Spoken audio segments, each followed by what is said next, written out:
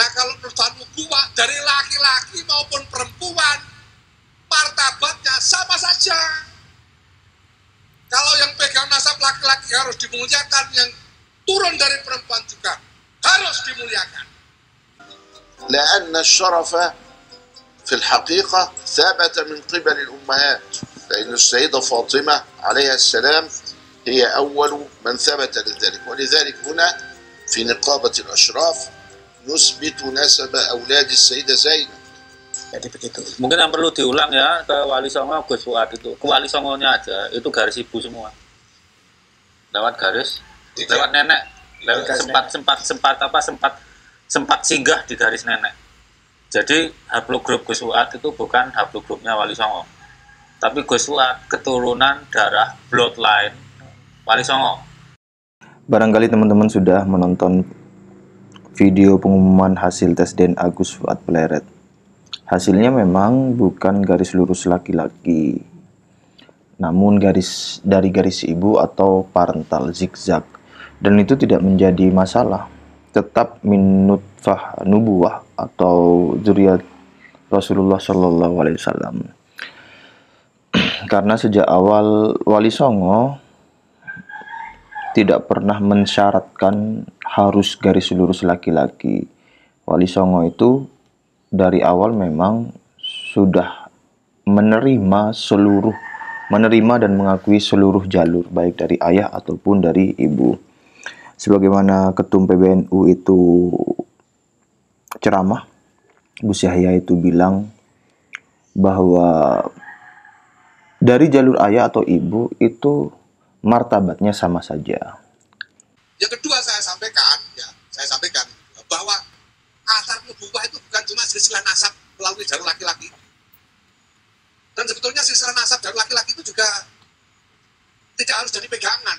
Wong mansus di Quran wa ma Muhammadun aba ahadin min rijalikum itu sudah jelas.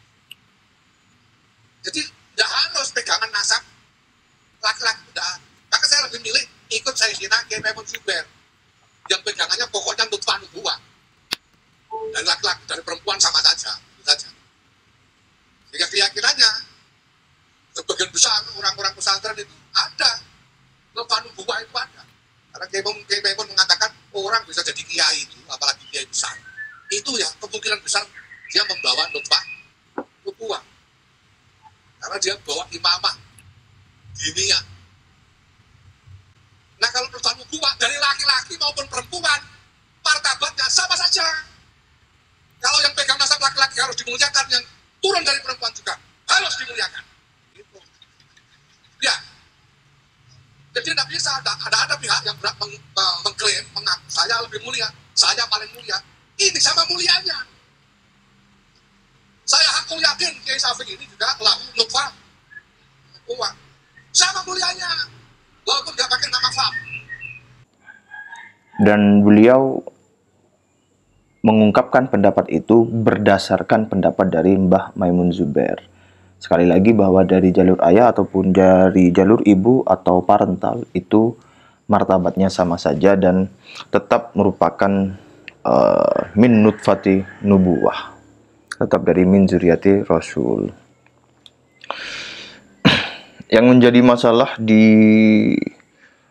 klan Habib Alwi itu adalah klaim dan syarat bahwa hanya garis lurus laki yang diakui sebagai zuriyah Rasul. Ya, itu kan klaim itu yang menjadi masalah bagi dirinya sendiri, serta menjadi senjata untuk memutuskan nasab orang lain. Dan itu juga membuktikan bahwa klan Habib Alwi itu bukan pribumi Nusantara, bukan Nusantara. Karena kulturnya berbeda. Kalau kultur Jawa atau Nusantara dari garis ayah atau garis ibu ya tetap diakui keluarga. Tidak membedakan antara garis laki atau garis perempuan, ya sama saja, semuanya diakui, diterima dengan baik. Sedangkan kalau dari klan Habib Alwi itu kan hanya garis lurus laki begitu. Sudah berbeda jauh di situ. Dan Syekh Ali Jum'ah yang juga mengakui atau mengisbat mungkin ya bahwa Ba'alwi itu zuriyah Rasul, itu juga berpendapat bahwa garis ayah atau garis ibu itu sama-sama diakui. من جهة الأم نعم من انتسب إلى النبي من جهة أمه ثبت نسبه خاصة عند المصريين وفي الشام أيضا. ألف الشيخ جمال الدين القاسمي شرف الأسباط، كتاب اسمه كده، لأن الشرف في الحقيقة ثبت من قبل الأمهات، لأن السيدة فاطمة عليها السلام هي أول من ثبت لذلك. ولذلك هنا في نقابة الأشراف نثبت نسب أولاد السيدة زينب ونثبت شرف الأسباط. وكتاب إسماع الصم في ثبوت النسب من قبل الأم، وكلها Andai Syekh Ali Jum'ah itu tahu bahwa klan Habib Ba'alwi itu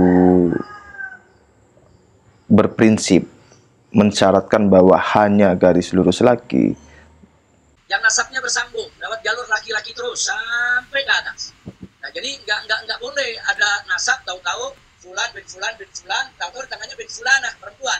Habis perempuan baru binti fulan lagi, baru nyambung. Itu nggak masuk. Jadi nasab itu kita garisnya garis anak lelaki. Nah, saya rasa jelas ya. Nah, ini yang jadi persoalan.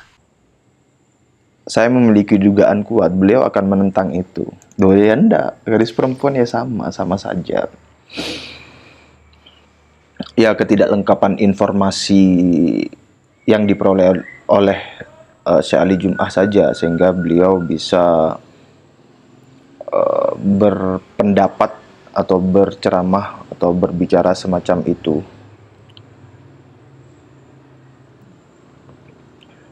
Semacam itu tuh yang saya maksud adalah ketika beliau mengitsbat klan Habib Ba'alwi sebagai zuriyah Rasul. Ya karena tidak lengkap aja beliau.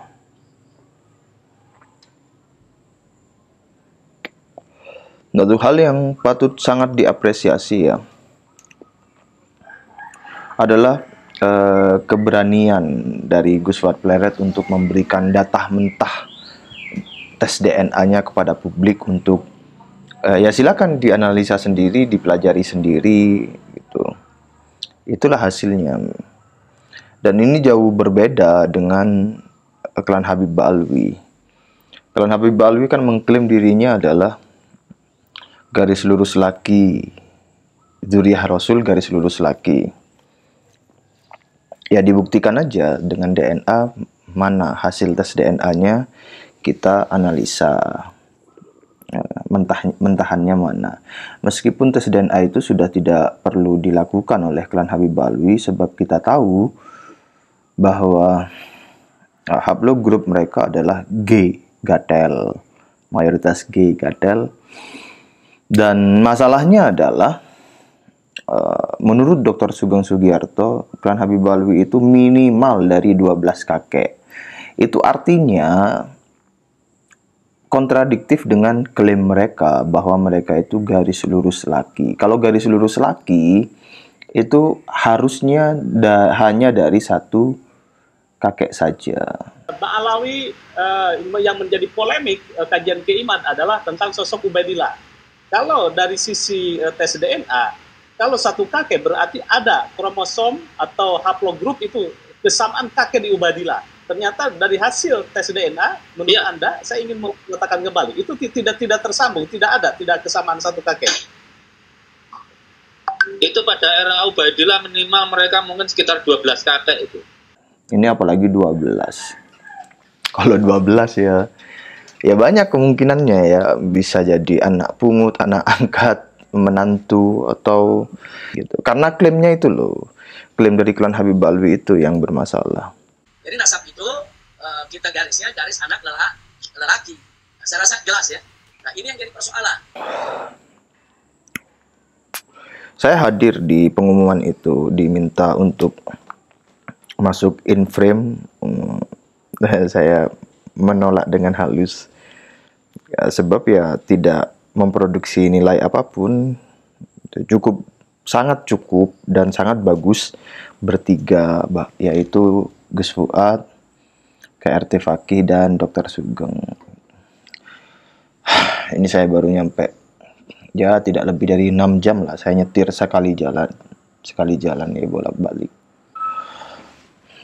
Nah, dari perbedaan sikap itu antara Gus Fuad Pleret dan klan Habib Ba'alwi, di mana Gus Fuad Pleret itu berani dengan jujur, dengan terbuka memberikan hasil tes DNA-nya, sedangkan klan Habib Ba'alwi tes DNA saja tidak berani, bahkan sebelumnya mempropagandakan tes DNA, kemudian mengharamkan tes DNA. Dari perbedaan sikap itu saja kita sudah tahu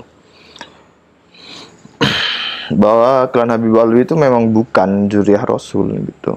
Apalagi kalau belum kita tinjau ya dengan dari sisi sejarah, dari Hadramaut, Antek penjajah Belanda dan lain sebagainya. Itu sudah mulai dibahas oleh Kiai Maduddin Usman Al-Bantani bahwa klan Habib Ba'alwi itu menurut ulama Yaman adalah